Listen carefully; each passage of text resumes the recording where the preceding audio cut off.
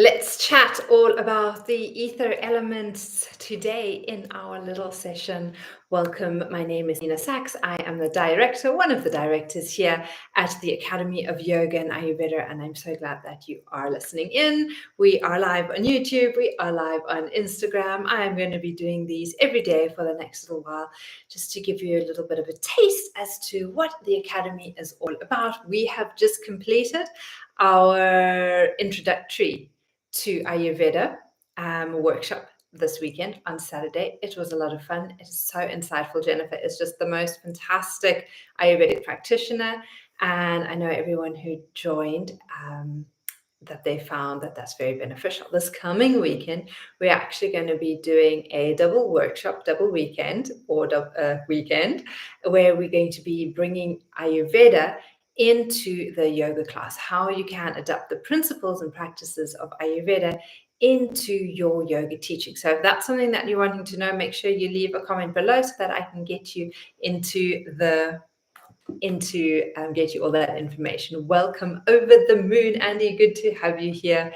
Thank you for joining in. All right. So what I thought we would start off today for the next kind of like couple of days is chatting all about the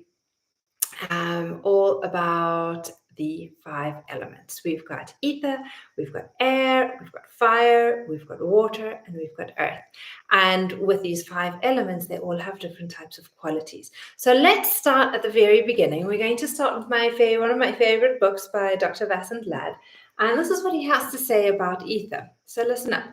Ether is called akasha in Sanskrit. Don't you just love that word? Akasha. It already has that sound, that feeling of like space, akasha. And so this is why I love Sanskrit so much, is because just by pronouncing the words, you get like the sensation, the sense of what the meaning of that word is. And so this is one of the things in our philosophy course that Pramila teaches, is delving into the Sanskrit and the correct Sanskrit pronunciation of a lot of the common terminology, words, postures that you're going to be using in your yoga classes. So you really want to be making sure that you're getting the knowledge and the information from the source. So if philosophy is something that you're interested in, again, leave it in the comments and I'll let you know when our next philosophy course is starting. So it is a mystic word. Akasha means all-enclosing, all-pervading, omnipotent, omniscient, omnipresent. All-pervading ether serves as the common factor or home for all objects in the universe. Ether, which is the first expression of consciousness, is the basic need of the bodily cells.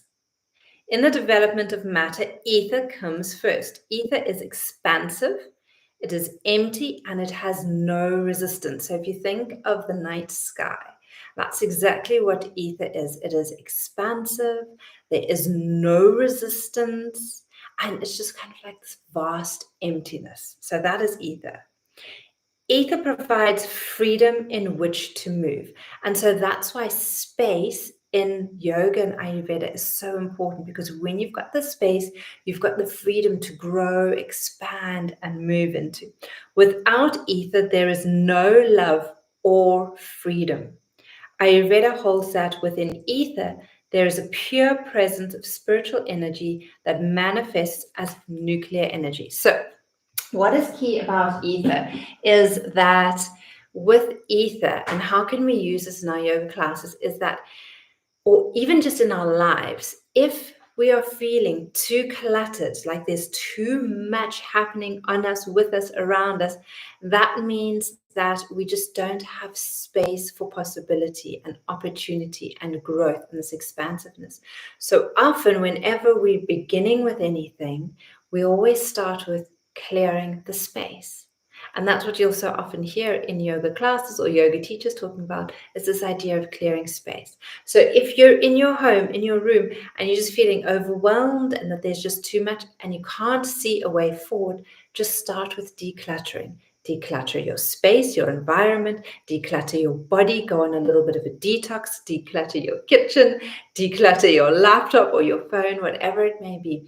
But start to create space. When you start to create space, you create a little bit of ability for movement to then happen, for things to move out, for things to expand into, for things to release out of.